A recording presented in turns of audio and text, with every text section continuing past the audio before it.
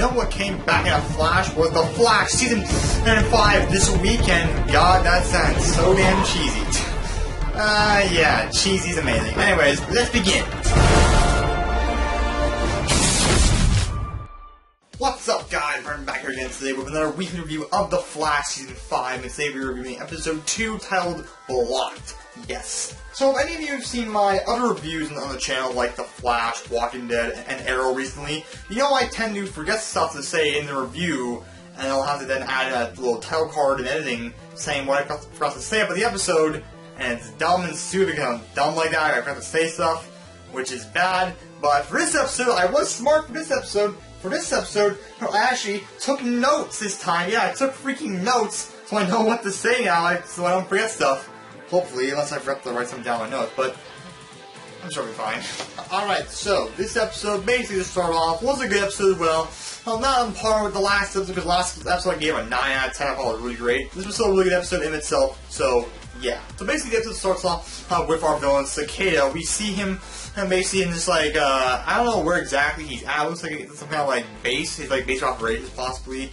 And we see him sit down and, like, take off his costume and stuff. And we see all the bruises and marks from his battle with Gridlock. We see flashbacks to him having a little fight with Gridlock at the end of the last episode. And we see Gridlock does kick his ass a little bit, but then his lightning bolt blade then takes his powers away, and now makes him defenseless, so now he's able to kill Gridlock with the blade. Basically, in this, like, place he's at, there's, like, this other guy comes by, and he, like, opens a locker and puts himself in, and, like, asks him, rough night, and stuff. He's like, yeah, I hate to see the other guy, and blah, blah, stuff like that, and it's kind of making you start wondering what his job is exactly, or what his actual day-life job is. Like, he could be, like, I don't know, like, I'm not sure what exact, could be a cop, or maybe some kind of, like, soldier or something. We don't really know what exactly where he is or who that guy is.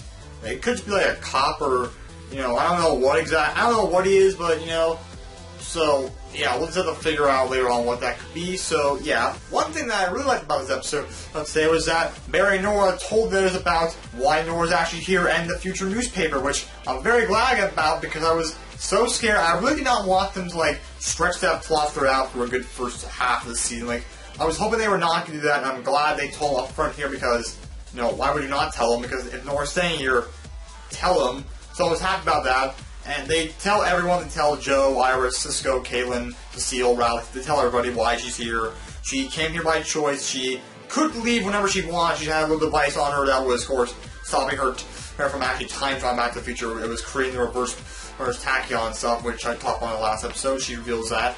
And they also then show the newspaper that says Barry's still missing in the year 2049 and stuff. But then Iris kind of shrugs off the side and says, so what? So what if it says you are still missing, and by this point, so what if the other newspaper we have in the Time Vault says you go missing during this crisis thing? So what? We've changed that newspaper before, we can change it again. The future, whenever this future shows up, we'll handle it and deal with it. And Cisco probably said, she's right, we can go, let's kick the future right in its ass, basically. So they're saying that we can change it, which they probably will. I believe they will. I'm not really sure, because, like, that future newspaper article is still a long ways off from the show. Won't be around, I don't know. I'm not really sure what season will be on by the time we get to that exact date they set for the Flash Vanishes in Crisis article, but we'll just have to wait and see. But now Iris also now knows why Nora's spending a lot of time with Barry, not her, because Barry's not around in the future. But that could be one of the reasons we still don't know exactly why she's kind of very distant with. Because that's not the full reason, definitely not, because there's definitely this kind of weird thing between them, so we still need to find out what the full reason is about why she avoids Iris a lot. A new metahuman comes into play of this episode. Her name is Vanessa, and Cisco later dubs her Block, or Block, maybe it was just Block, yeah, Block. She has the power to, like, make this, like, kind of, like, yellow kind of cube thing around a person, and she can, like, trap them in it, or just, like, you know, use it as a force field around her, or even, like, she can basically trap someone in that thing, and then she can shrink it down, and to the point where she has, like, can just squish a whole human being, and, like, it's just kind of, like gross meat cube kind of looking thing. It's pretty messed up. And she attacks this, like, guy, member of a gun trafficking ring thing, and she kills him, and then she steals all his weapons and stuff, and she's gonna sell them on the streets now because she's evil, like that. Barry now has to go do the CSI on this, and Nora comes by to help out. And Barry now has to quickly make an excuse to Captain Singh that she's his intern, and helping out with all that work he had, like, piled up while he was in jail and stuff, and all that sabbatical, and what was it called? Like, sabbatical, I think that's what it's called. When you're, like, you're not fired, but like you're just put on hold for a while. You know what I mean? Before he was reinstated at the end of the last season, you know what I mean? Like, whatever. Okay, whatever. Let's not waste time on that. Nora will see a side in the future as well, but clearly in the current time, she's not exactly up to date of how it works back then. Because like back in her timeline, it's way more advanced and shit.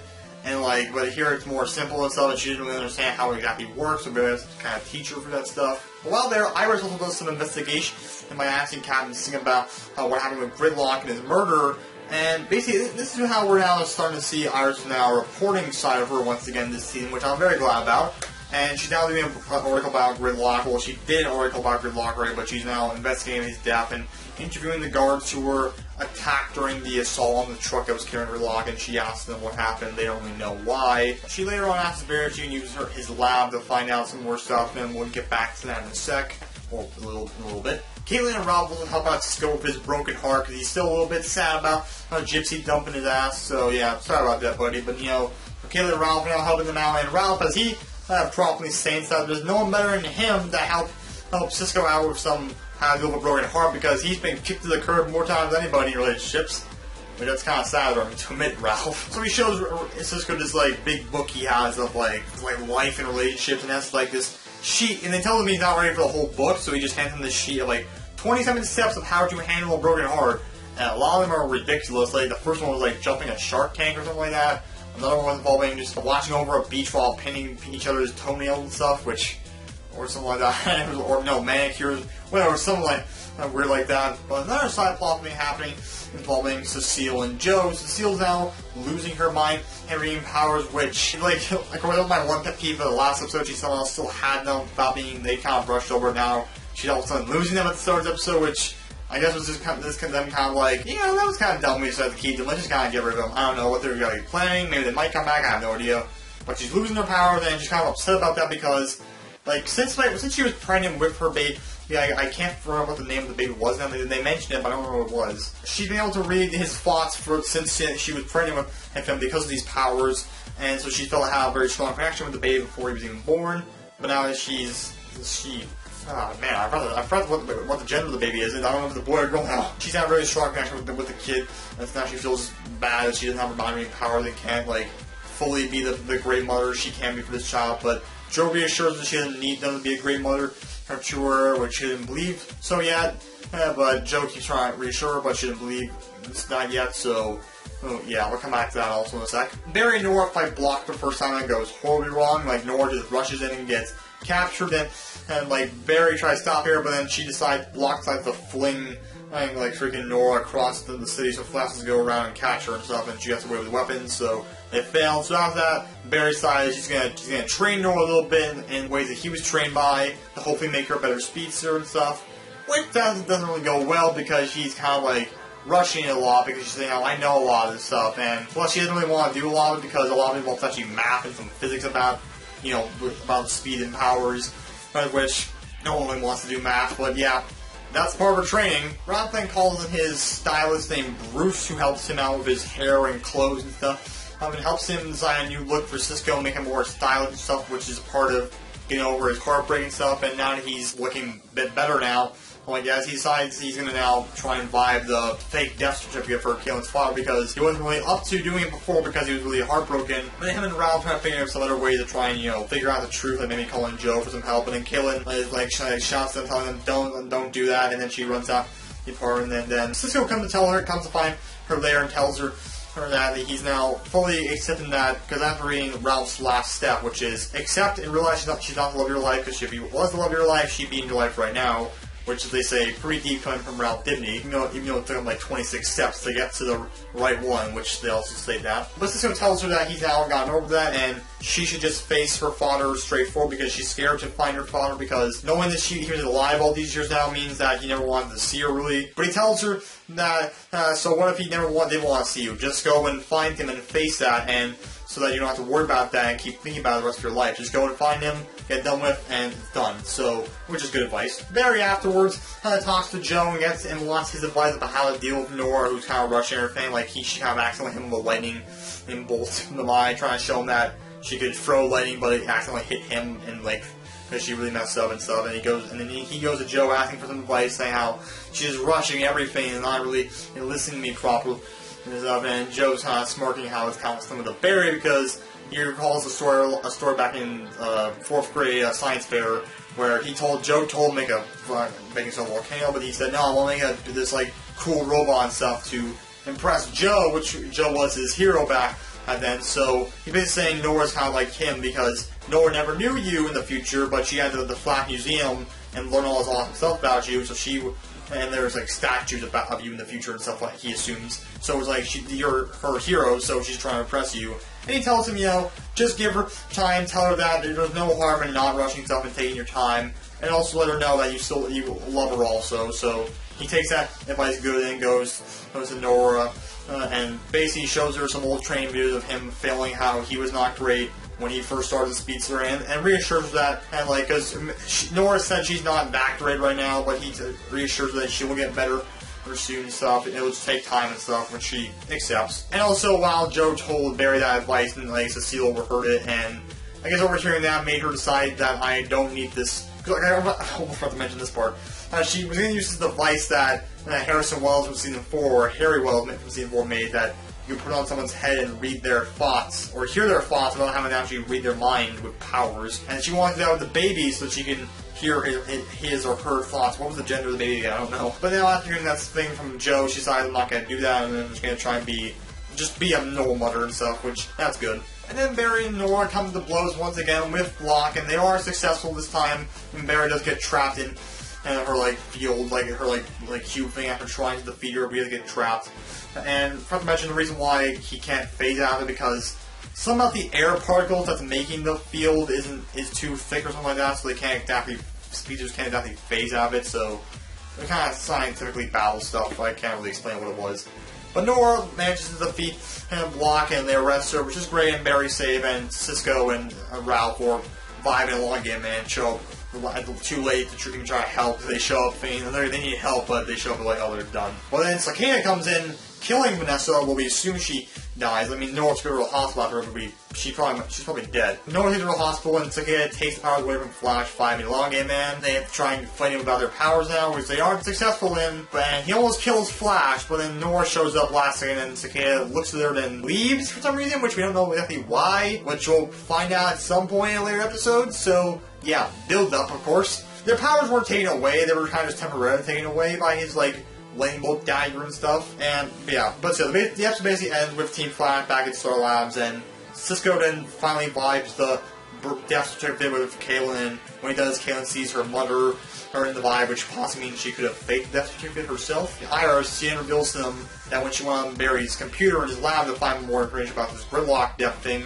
she heard this same noise on this video from that crime scene that was coming from the same guy that had the bear and the others were fighting just a couple moments ago. They say it sounds like a bug, and then Nora says it sounds like a cicada, so a cicada is a bug that I get, which I never knew that cicada is a bug name. And she says that because she knows who that was, and Barry asks her who's cicada, and the episode ends like that. So, yeah, and that's the whole episode. Which is overall was a really good episode. Not on par with last episode, because last episode I think was really good. This is still a really good episode, though. I think it's a really good episode. It's still going very strong for this season, of course. They're building stuff up, and they're doing a really good job at setting up the plot with Cicada and Kaylin's plot, and giving some nice development for characters like Cecile and stuff. It's a really good episode, so yeah. There also were some references in Easter eggs in the episode. Well, I'm not really sure what Easter eggs I saw in this episode, but there were some Marvel references once again, because last season they did a bunch of Marvel references. And they're not slowing down this season either with more references. And basically, like, a long game man, while they're fighting Cicada, after he tells them that his powers are gone too, he says, "No go, Ghost Rider," which I'm not sure what that means exactly. And then while also at Star Labs, Cisco describes Cicada's, like, rainbow dagger, sort of like Mjolnir, Mjolnir with Thor. So, yeah, I guess just Flash, for some reason, likes making a bunch of Marvel references, so it's funny, it's funny to see them making all these, like, Marvel Comics references. So yeah, that's cool. If there's anything else I'm forgetting, I hope not. I'm gonna think hard about it. Yeah, I'm not forgetting anything about it, but yeah, overall, it's a really good episode. It's not on par with last episode, because last episode was a really strong season opener. But still, it's a really good episode. There's some good stuff in it. Yeah, some good action, good plot, some good development of Cecile's character. It's nice seeing more of Iris's reporting side, which I missed and stuff, because that was What am I trying to say right now? I don't know. Because Iris sucked last season, and so far she's a really good season. I really like her character right now. I like seeing her reporter side again because I missed that.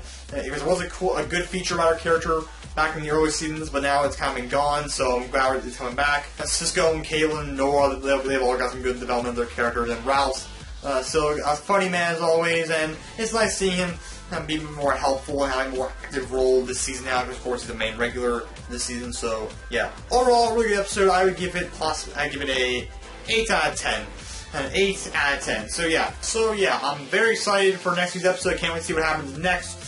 So yeah, thank you all for watching. Tell me in the comment section down below. What did you think of this episode if you did watch the episode? So what did you think of it if you did watch the episode? Why did I repeat that? You get what I mean. Tell me in the comment section down below what you thought of it. And if you didn't watch it, then you know the drill. But whatever. Thank you all for watching. I'll see you guys all later. Bye.